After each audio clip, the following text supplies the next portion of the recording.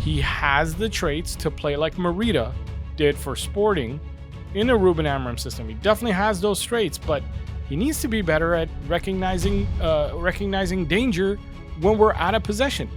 Whenever you have any kind of project, you can go cheap, you can do it good, or you can do it fast. You can have 2 out of 3 of those: cheap, good, fast. You can't have all 3. And at that point, I don't even know if we'll ever finish this project, because we'll always have FFP issues. We'll always not be making a lot of money from sponsors and things of that nature. We need to be back in the Champions League within the next 3 seasons. I bet you were sitting there going like, they should have never got rid of him. He spoke the truth, and all he did was speak the truth. That's the same guy who wasn't even taking training sessions. That can't be it. That can't be the plan. That's a good plan if you already have a core team. We don't have anything. It's been around a month since I last released that video over there, which didn't really get many views. I released it on the wrong day. I think it was like a Saturday night or a Friday night, which is totally not the right day to release a video, but that's when I released that video. And I was explaining to you guys in that video that I think that there's a high probability that Bruno Fernandes was going to be sold. Now, Bruno is my favorite player, so no matter what I say today, please don't think that this is coming from some sort of Bruno Fernandes hater. If you've been with me for a long time, you know that that's the player I think is our best player in our squad and blah, blah, blah. But we're going to talk about whether or not selling him is a good idea or a bad idea, what my feelings are, and how we even got here in the first place. What's up, YouTube? Thank you for clicking on the video, guys. I know I promised you a different video for my next video, but with this story breaking, I'm taking a little break from my next video, which I said would be out around Tuesday of next week. Anyways, I wasn't going to make this video, but with that Bruno Fernandes story breaking and everything else that's happening, and like I said, I already made the video talking about this, and now that it's becoming almost a reality, which I really think will be the reality, we need to talk about some options that Manchester United have and how we move forward and how this might be really good for our team or squad. Bruno is, like I said, one of our smartest players, one of our best players, one guy who you can trust that is understanding what Ruben Amorim wants of him. He knows where he's supposed to be positionally, and he actually helps orchestrate the team. Not that they're doing that well, but he does help orchestrate the team and his teammates on where they were supposed to be, how they're supposed to move during plays and things of that nature. Because the thing about Ruben Amorim's tactics, which I'm going to dive deeper into in future videos, which I've already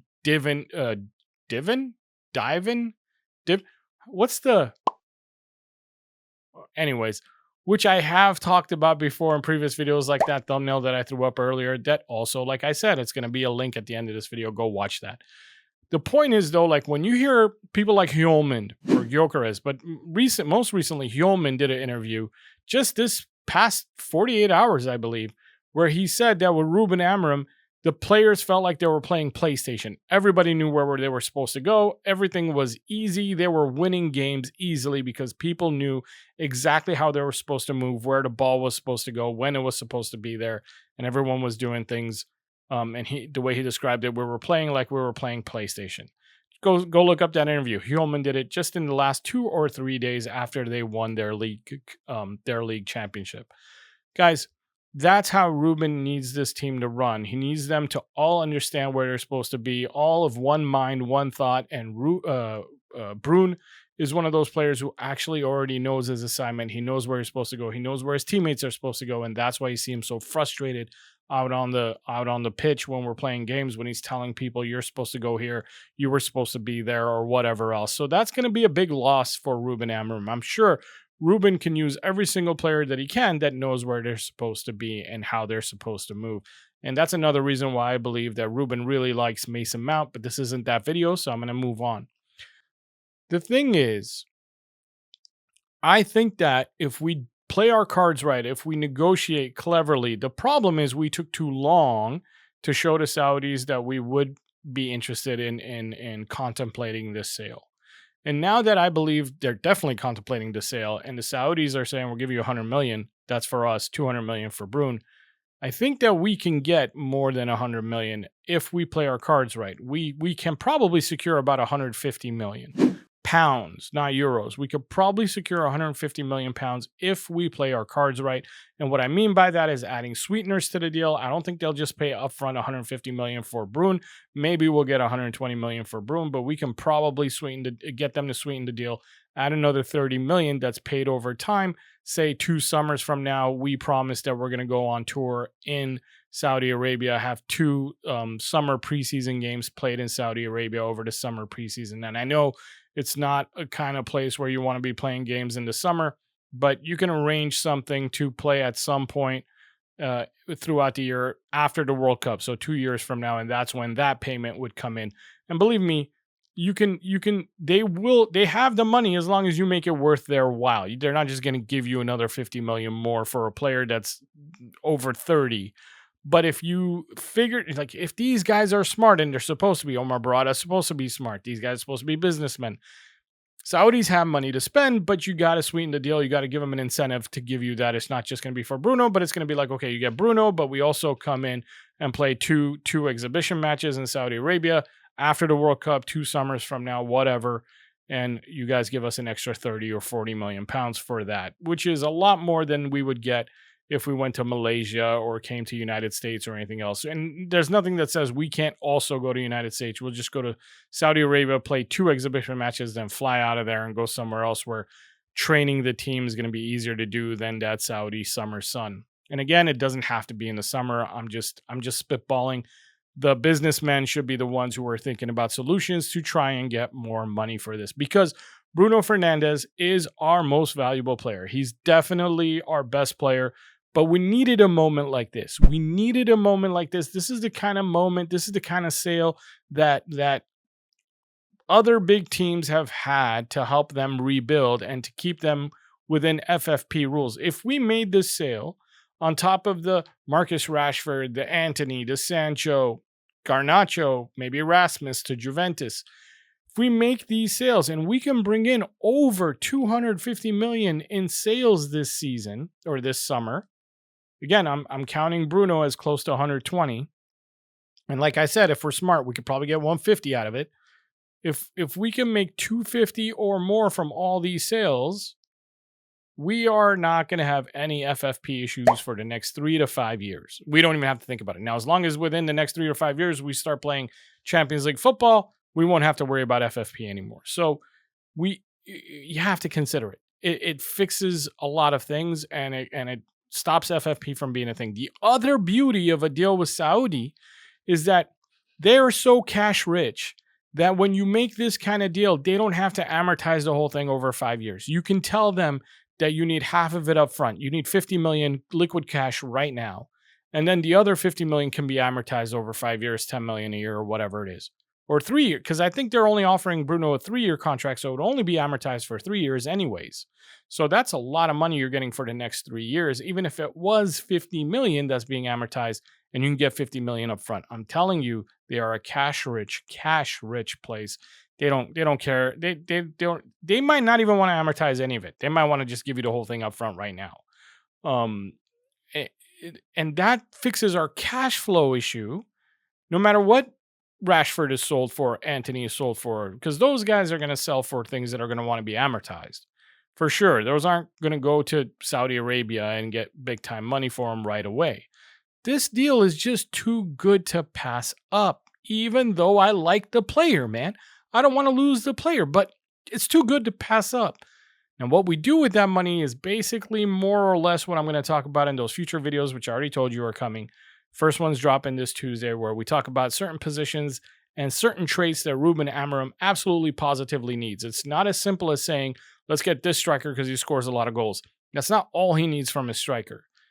Rasmus is going to score a decent amount of goals if he goes to Juventus. Believe me, he's going to be okay in Juventus. But the problem is, what Ruben needs his striker to do, which is have hold-up play with his back to goal, win some aerial duels, get us out of the press by winning those aerial duels, play in the pockets, play one-touch passing when a ball is pinged into you by a center back. He's not good at any of this stuff. He's not good at any of that stuff. He's good at finding space where he can receive a ball, turn, face a defender one-on-one, and run at them. He's actually not bad at that. But obviously, because he played so bad for us under Amorim and even under Ten Hag even earlier in the season, his confidence started to go. So he started even becoming bad at the things he used to be good at. I'm sure in Serie A he's going to have more time, more space, less physical defenders to go up against. And I know it sounds silly to say Serie A has less physical defenders. What I mean by that is they're not right on your back pressing you right away. Not all of them, at least. Some of them are old school heads. They like to think the game instead of just bully you. And they will bully you once you get close to them or get in the box, but they don't bully you at midfield like we do in the Premier League.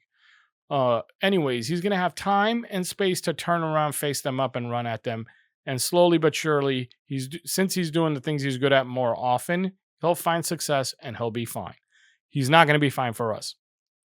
In that same vein, I worry about who we're going to go for Ruben, that it can't be somebody like Rasmus Højlund 2.0. It can't be Rasmus 2.0. It's got to be someone with very, very different traits, but also able to score goals in the box. But other than scoring goals, you got to create goals. And other than that, you got to help the team out of pressure from midfield with, how you deal in tight spaces when a ball's coming at you, whether that's in the air or whether that's pinged on the ground from a center back. We'll talk more about that in future videos. I want to stick to the main topic of the day because I don't want to give away everything I'm going to say in the next video on this video. But look forward to that, by the way. Like I said, it'll probably be out Tuesday. If not Tuesday, then you'll definitely have it on Wednesday morning. Okay, so we get rid of Bruno Fernandes. We get rid of Marcus Rashford, Antony, Sancho, maybe Casemiro. Looks like Garnacho for sure. Looks like Rasmus maybe if Juventus make it to the Champions League, which I believe they will. And I believe they will have the money to give us 30 or 40 million pounds for Rasmus. And I think that's a decent deal for Rasmus Højlund because I think he'll be worth it for the Serie A. And maybe the reason why we haven't signed an extension with Kobbie Mainoo is because maybe Kobbie Mainoo is surplus to our needs. Maybe he's too valuable to sit him on the bench and have him lose his value sitting on the bench for one more season next season. Because, guys, I don't know where Kobbie Mainoo fits in a Ruben Amorim system. He has the traits to play like Merida did for Sporting in a Ruben Amorim system. He definitely has those traits, but he needs to be better at recognizing danger when we're out of possession. It's one of the reasons why I think it was Ruben, early on in his tenure with us, he played Kobbie up front, and Kobbie actually did better playing as a 10. And Ruben said Kobbie had more freedom. He didn't have to worry about his defensive responsibilities, and he had a good game. But guess what? Like, Kobbie's not going to be playing as a 10 when we're about to bring in 2 10s. We're about to bring in Cunha and probably another 10. I'm pretty sure another 10. I'm going to talk more about who I think we should bring in that video that's coming on Wednesday, so I'm going to leave it there. But Kobbie might be surplus for our needs, because I just don't see it. I don't see how he's going to be sitting on the bench. Is that okay with him? And I'm pretty sure those are the kind of talks he's going to be having with the coaching staff. Hey, am I going to be a vital part of this, or am I like a backup player? Kobbie, you're a backup player. Okay, well, I might consider leaving too, is how I think this is going to go. And they're not going to mind because he can bring in top dollar right now. They can get a good price for him right now. Whereas if he stuck around and sat on the bench for a whole season, another season where he didn't get much playing time, we don't have Europe to play in. So he's not going to get many games. He'll probably get the cup games, but that's about it. Whereas in the Premier League, we're going to play our strongest team every week. Nobody's going to need rest because we don't have Europe. We're going to play our strongest team every week in the Premier League, and then we'll probably play a secondary team for the cup games until the later rounds, where then maybe we'll use our strongest team depending on if we need Premier League wins or not. I was really upset the day of the game, to the point where I know you guys saw me like lose it a little bit in the watch along. And I do apologize for that, but I was very emotional. And I think you guys all understand that. I think we were all a little bit emotional, and that's okay. Like, I guess that's the whole point of being so passionate about our team.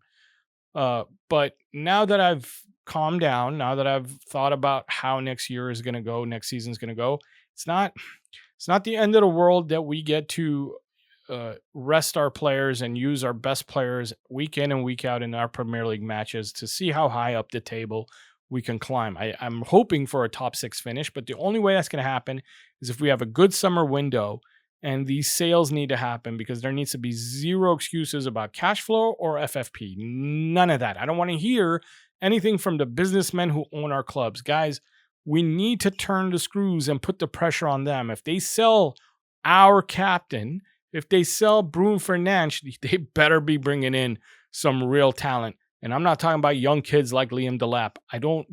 We're getting rid of we're talking about selling our young talent, except for Lenny Yoro and Ahmad. These are the only two we're not talking about selling, but the other young talent like Garnacho, Mainoo, we're talking about selling them right now. Do we really need to bring in more young talent that's going to end up on the bench? And then we're going to be talking about, like, why do we put all this money towards them? The only one that I would be 100% behind is Franco Massantuono, because that kid is a hell of a talent. That kid will contribute from year one. Like, he will. He's that good. He's got great vision, great vision, and he protects that ball and he sends it into these pockets. He's really good. If you haven't seen my Massantuono review video, look for it. I'll put up the thumbnail. It's this one here. Look for that in my videos on my page, and you'll see what I'm talking about. If you have seen it, then you know what I'm talking about. Guys, we need, other than Massantuono, we need to bring in some good players in their mid-20s, youngest 23, all the way up to like 27. We need players at that age because we need them to be good for the next 3 or 4 years before we even think about recycling or moving them on and getting in new players. Because I think that we need to shoot for top 6 next season. And if that happens, then we start building the backup squad and maybe bring in 1 or 2 more starters the following summer. And believe me, if we make all the sales that I'm talking about, including Bruno Fernandes, we're going to have no FFP issues for at least 3 or 4 years. So that's not going to be a problem. Cash flow should not be a problem with all these amortized monies coming in every single summer.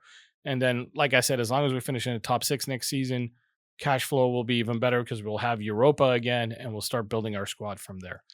That's how this needs to go. This has to be the smartest we need to have a summer of smart transactions, but good ones, not just smart and cheap. I've said this before in past videos. You can have 2 out of 3. You can't have all 3. And here's what I mean. Whenever you're having a project, rebuilding a squad is a project. Whenever you have any kind of project, you can go cheap, you can do it good, or you can do it fast. You can have 2 out of 3 of those: cheap, good, fast. You can't have all 3. You could do it cheap. You could do it cheap and fast, but it won't be good. It won't be great players. It won't be. It'll be okay, but it won't be good. You can do good and fast, but it ain't gonna be cheap. If you rebuild a good team and do it fast, like one summer, it's not gonna be cheap. You're gonna spend a lot of money. You can do cheap and good, but it's not gonna be fast. So if you go, that's my fear with INEOS, is that they go for cheap and okay or pretty good. But then we're talking like 3, 4, 5 transfer window summers, I should say, because we don't do anything in January except for Dorgu, because we got a new manager. We had to give him something. That's the only reason why they did Dorgu, in my opinion. Because if they were serious about doing something in January, they would have locked down Kenda too for next summer or the following summer. It doesn't matter. But anyway, if they do cheap and good, which is my fear, then we're here for like 3 or 4 seasons. It's going to be too late, man. We're not going to be in Europe for like 3 years. And at that point, I don't even know if we'll ever finish this project, because we'll always have FFP issues. We'll always not be making a lot of money from sponsors and things of that nature. We need to be back in the Champions League within the next 3 seasons.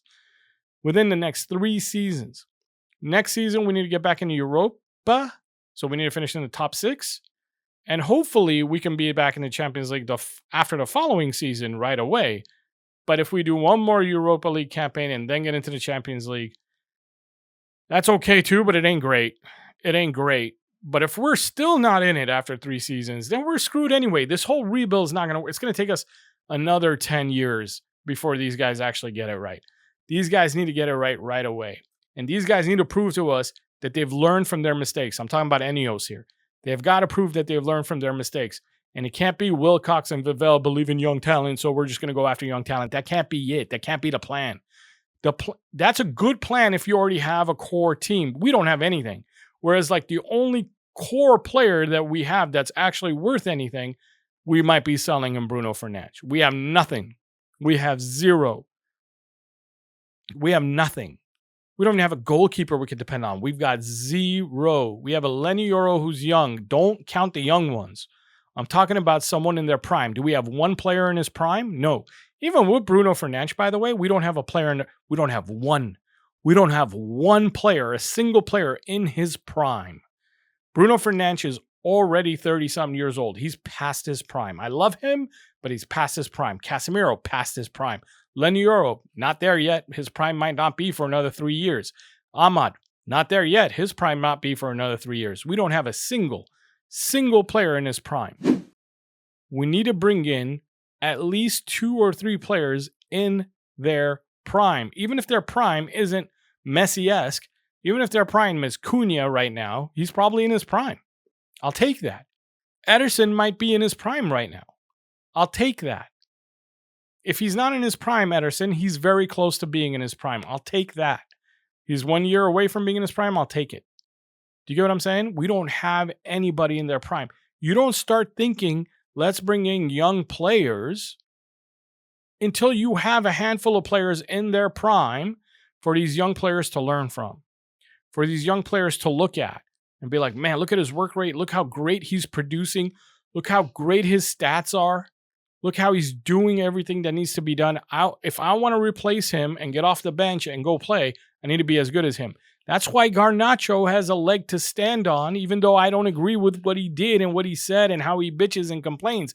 But he does have a leg to stand on because the guy he's sitting on the bench for isn't producing. He's not producing. That's why Kobbie Mainoo can come into the manager's office, knock on a door and be like, what do you plan on doing with me next season? Are we using me or not? Because if you're not using me like the guy you're using, I'm not learning anything from. And he'd be right. He's not learning much. They're not producing. It's not the same as the old days when young kids used to have to look at Rooney, Tevez, Cristiano, Giggs, Scholes. You know, Roy, if we even go past that, before that, these kids sitting on the bench were like, damn, I better work really hard if I want to see 5 minutes of playing time. We need to get players in their prime, and we need to get at least 2 of them this summer. At least Cunha, Gyökeres, 3 of them, man. We need Cunha, Gyökeres, and 1 more. And I mean that. We need Gyökeres. We need to talk to Gyökeres with this money and be like, hey, man, look, it's starting to unfold that Arsenal's not going for Gyökeres. I don't know where he's going to go. Just off of default, I know he wants to play Champions League football, but I also know that he wants to do well. And playing for Ruben, he'll feel secure. He'll feel like this manager is going to provide me with the right kind of conditions for me to do my best because this manager knows how I do my best.